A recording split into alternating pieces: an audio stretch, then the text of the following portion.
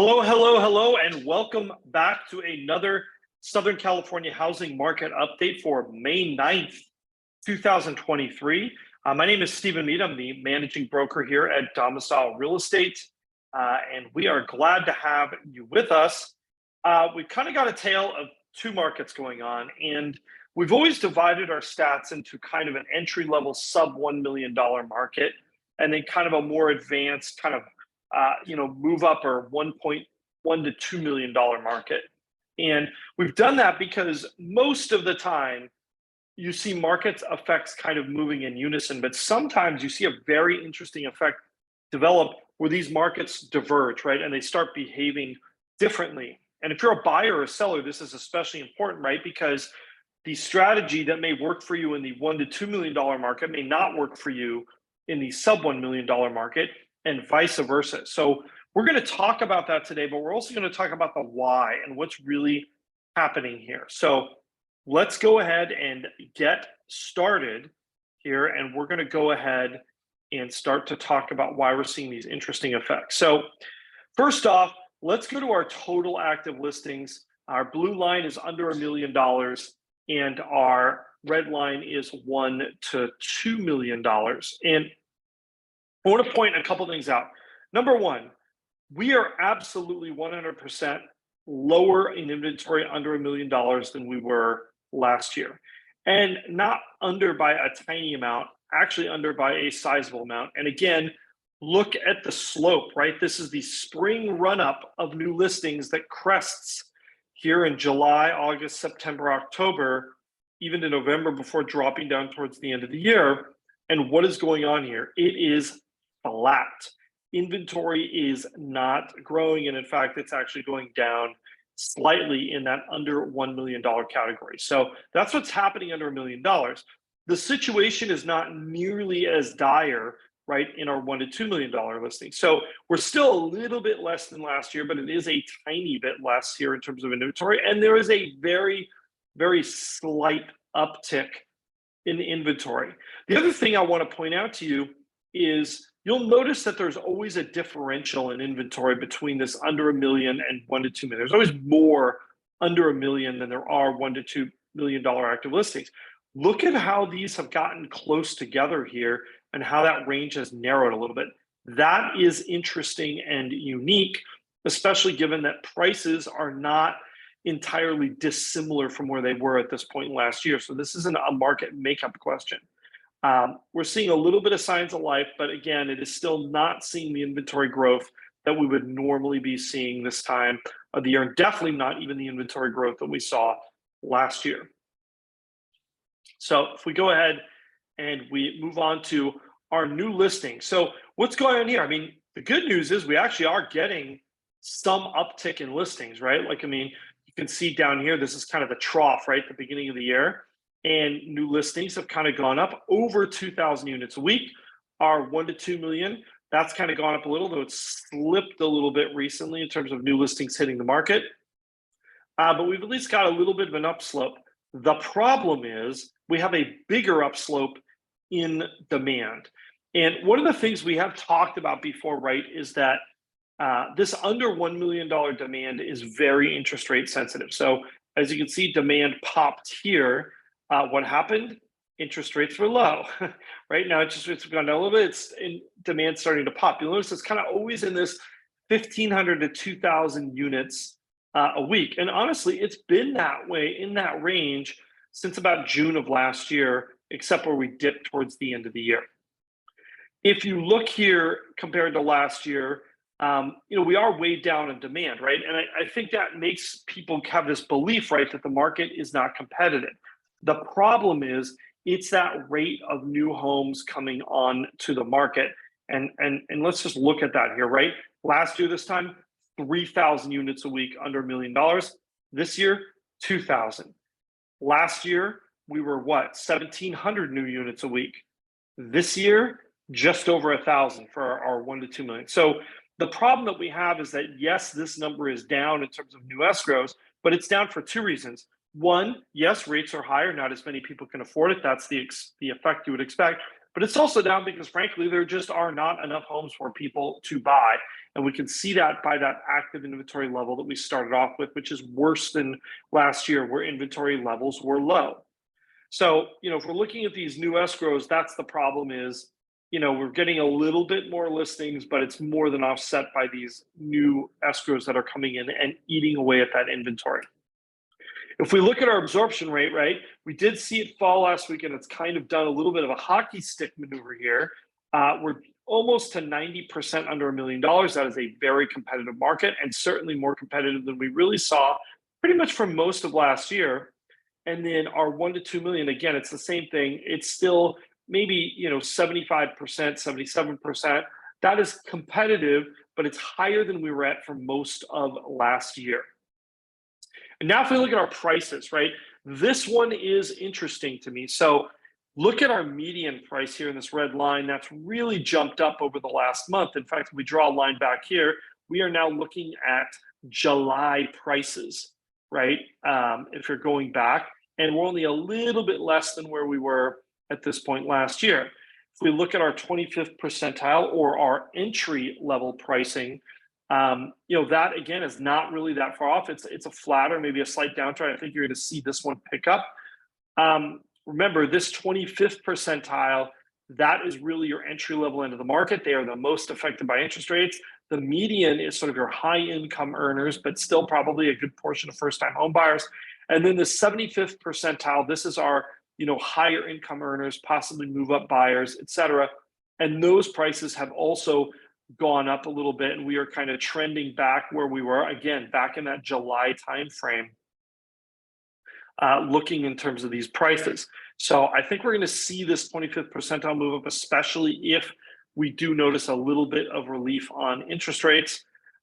If we look at our percent still active after 14 days, this is where we kind of start seeing an interesting effect, right? Where we're starting to see a divergence between these two markets. And I'm going to explain why in a second. So this red line is 1 to 2 million. You'll see that market is getting less competitive, whereas our under 1 million market has continued to get more competitive, right? And you're seeing a divergence here. Look at this over the past year. These lines for these two markets were fairly close together. We've got a little bit of a data anomaly here. Not sure why we hit that, but if you look, for the most part, these lines kind of move together. And look what's happening here. I mean, we're getting a pretty wide divergence. I'm curious to see if that is going to continue. So let's talk about why that might be happening, right? Why is the $1.2 million market decidedly different than under $1 million? And just to give you anecdotally, right, the stories that we're hearing are if it's under $1 million, especially if it's a single family home, but a lot of times if it's a condo too, it is back to that sort of 10 plus offers kind of circus type event when a new listing hits the market. Whereas, these $1 to $2 million listings are interesting. It seems they either hit it or they are just crickets and they end up lowering their prices. So it's kind of an either or, like either you really hit the market, you get the market demand and you get lots of activity, or you don't get much activity at all. So a very different market for buyers and sellers in that $1 to $2 million range versus that under $1 million range. So if we go back here and we look at this close to list ratio, right, this kind of tells you what's happening about, this is really the effect of a low inventory market. And that is, we are starting to see that on average, homes are back to closing for above list price. And that's consistently both of our pricing categories. And that just really speaks to the lack of inventory. It means that when people do find something, they're willing to kind of throw down to the mat to get it. What I find fascinating, though, is that these graphs look the same, but anecdotally, we are hearing a very different story out in the market, meaning on the 1 to 2 million, if it's something people want, it goes a bit over list price. If it's something nobody wants, it goes under. So remember, this is based on averages, and this is also based on closings that happened 30 days ago. So if we look at our days on market, that's the other sign, right, of a competitive market.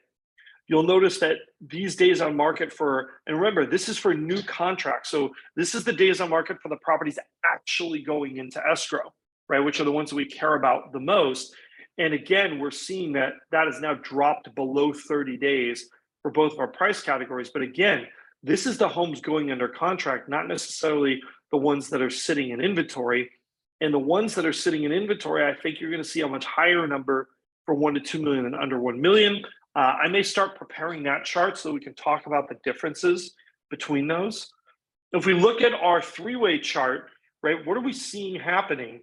Well, we're seeing that payment index starting to go up. And why? It's because of that median price point is getting squeezed. We're seeing rents are, again, kind of generally holding steady in this range, right? Like we had some softness in the market through the end of the year, and then they kind of bounced back a bit, much like our prices. This is not a function of interest rates on this payment index. This is a function of that median home price going up. Because if we look at our interest rates, this is really kind of where we'd settle. I think, at this point last year, we were in the fives, right? And then things at the end of the summer accelerated to 7% before moderating a bit. Now I think we're trending in the sixes type of a zone. Now, I don't have a crystal ball. I think people are talking about interest rates receding at some point. I think they absolutely will recede at some point. Recede to where, I don't know, and when that recession will take place in interest rates, not exactly certain. The Fed is talking like they don't want to lower anything, but that really doesn't tell the whole story on mortgage rates. Mortgage rates really move based on the bond market, based on what we think is happening, based on expectations about future inflation and Fed policy. I do think we're going to see a little bit of moderation in interest rates, especially towards the end of the year. But, does a little bit of moderation mean 5.5%? Does it mean just under 6%? I think that's really the question that everybody wants to know. But right now, like I said, we're seeing this kind of dual market. They're both competitive markets. Like, don't make any mistake about that. But that under 1 million market is seeing inventory really starting to crater more quickly. And, why is this happening, right? I pose this question, and I think it's really about our buyer pool. And you have to understand, where are the buyers for these price ranges coming from? So our under $1 million buyers are going to be far more tilted towards first-time home buyers in Southern California. Under 1 million, it's going to be a much higher mix of first-time home buyers. Their income qualifying will not be as strong. So that market segment is very interest rate driven. It's very fear driven about interest rates.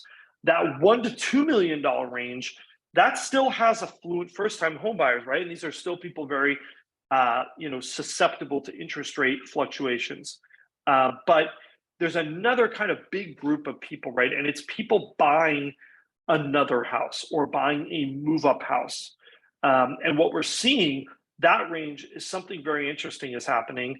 The people are not putting those homes up for sale, or they're not putting their under $1 million house for sale. They're keeping that as a rental, and then they're finding a way to buy that $1.2 million house, and they're kind of hoping interest rates are going to subside. They'll be able to refinance in a year and end up with a lower payment on the same price house. So what's really kind of driving the difference in these markets isn't so much the demand, but I think it's more a supply side equation. We are just not really seeing hardly any new listings really coming up in the marketplace when it comes to that $1 to $2 million range. There is the lock-in effect. It is totally real. And I don't think it's going to change anytime soon, right? I think interest rates have to drop below 5% to sort of shatter that lock-in effect. And you're going to see more people put those homes on the market. Because right now it's one of these situations, it doesn't matter what the prices are. If you own a $1.5 million house and you've got a 3% mortgage, if your house goes to $2 million, it doesn't matter to you. You're still not going to sell it if you know you're going to have to trade that for a 6.5% mortgage on the other side, right?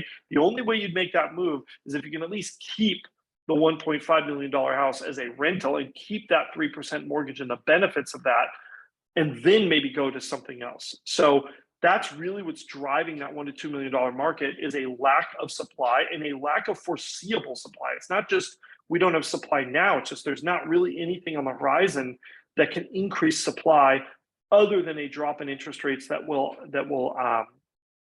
change that lock-in effect and the dynamics of that.